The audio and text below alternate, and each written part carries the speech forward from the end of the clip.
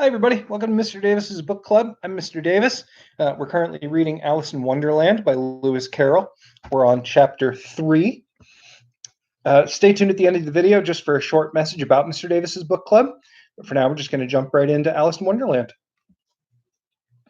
They were indeed a queer-looking party that had assembled on the bank. The birds with bedraggled feathers, the animals with their fur clinging close to them, and all dripping wet, cross, and uncomfortable. The first question, of course, was how to get dry again. They had a consultation about this, and after a few minutes, it seemed quite natural to Alice to find herself talking familiarly with them, as if she had known them all her life. Indeed, she had quite a long argument with the Lorry, who at last turned sulkily and would only say, "I'm older than you and must know better." And this Alice would not allow without knowing how old it was, and the Lorry positively refused to tell its age. There was no more to be said. At last the mouse, who seemed to be a person of authority among them, called out, "Sit down, all of you, and listen to me. I'll soon make you dry enough."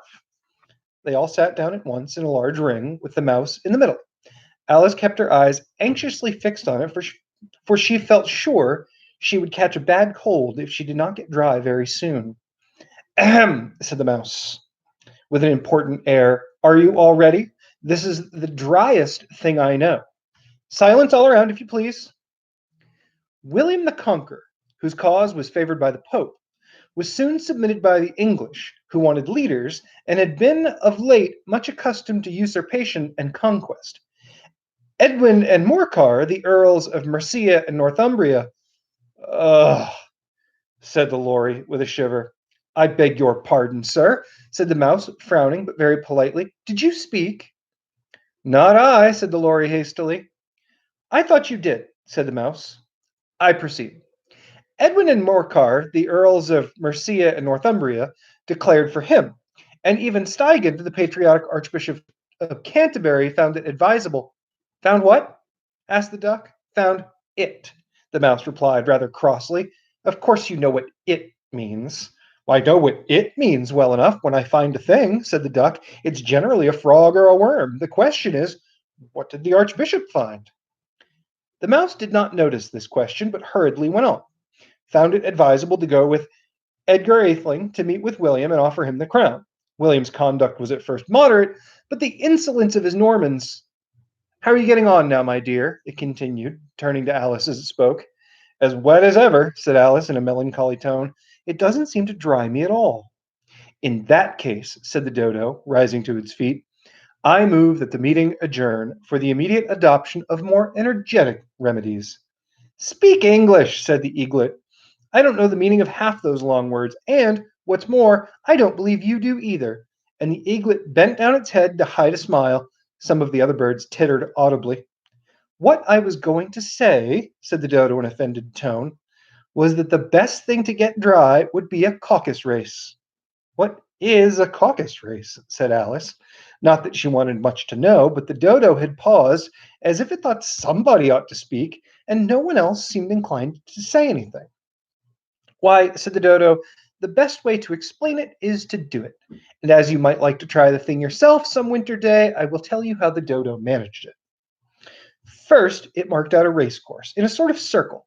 The exact shape doesn't matter, it said, and then all of the party were placed along the course, here and there. There was no 1, 2, 3 and away, but they began running when they liked, and left off when they liked, so that it was not easy to know when the race was over. However, when they had been running half an hour or so and were quite dry again, the dodo suddenly called out, "The race is over!" And they all crowded round, panting and asking, "But who has won?" This question the dodo could not answer without a great deal of thought, and it sat for a long time with one finger pressed upon its forehead, the position in which you usually see Shakespeare in the pictures of him, while the rest waited in silence. At last the dodo said, "Everybody has won, and all must have prizes." "But who is to give the prizes?" a quiet chorus of voices asked. "Why, she, of course," said the dodo, pointing to Alice with one finger, and the whole party at once crowded around her, calling out in a confused way, "Prizes! Prizes!" Alice had no idea what to do, and in despair, she put her hand in her pocket and pulled out a box of comfits. Luckily, the salt water had not gotten into it, and handed them round as prizes. There was exactly one piece all around. But she must have a prize herself, you know, said the mouse. But of course, the dodo said gravely. What else have you got in your pocket? He went on, returning to Alice. Only a thimble, said Alice sadly. Hand it over here, said the dodo. Then they all crowded round once more, while the dodo solemnly presented the thimble, saying, We beg your acceptance of this elegant thimble. And when it had finished this short speech, they all cheered.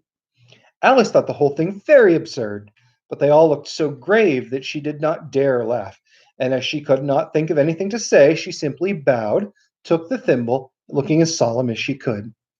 The next thing was to eat the comfits. This caused some noise and confusion as the large birds complained that they could not taste theirs, and the small ones choked and had to be patted on the back. However, it was over at last, and they sat down again in a ring and begged the mouse to tell them something more. You promised to tell me your history, you know, said Alice, and why it is you hate C and D, she added in a whisper, half afraid it would be offended again. Mine is a long and sad tale, said the mouse, turning to Alice, sighing.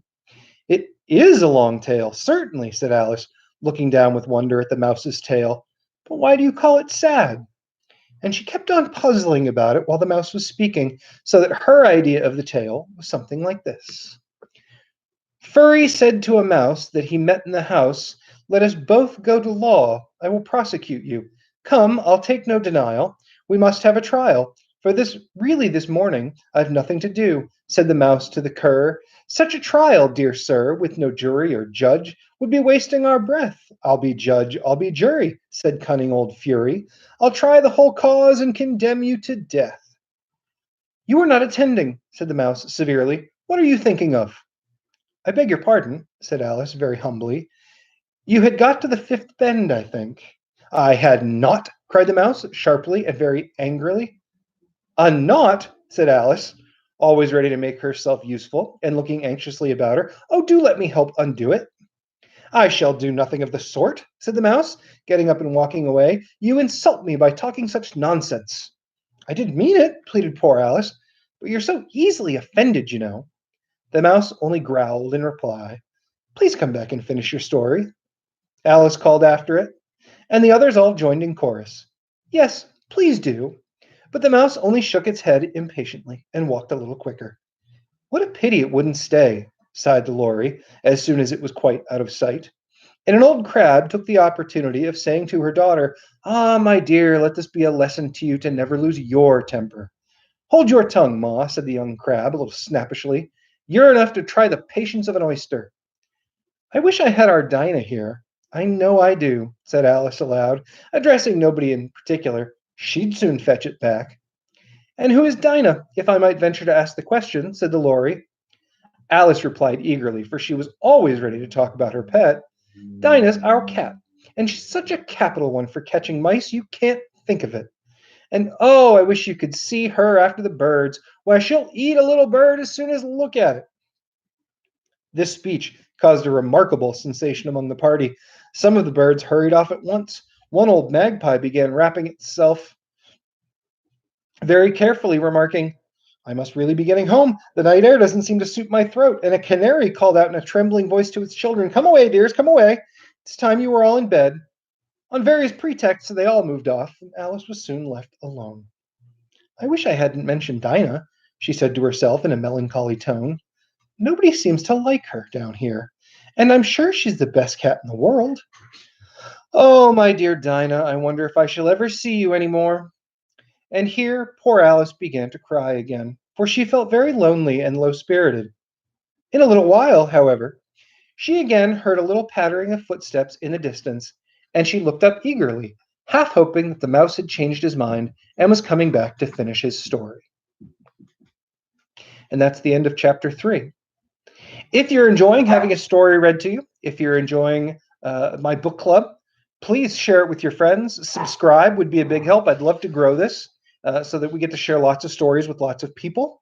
If you have any questions about what you read or what I read, please put them in the comments below. I'll do my best to answer every question.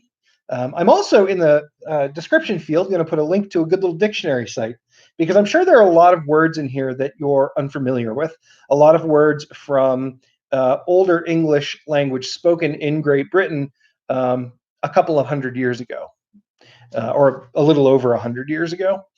I'll have to look. I forgot when Alice in Wonderland was published. I think I mentioned it in the first video. But anyway, long enough ago that you may need to look up those words. Again, thanks for listening. I'll see you with chapter 4.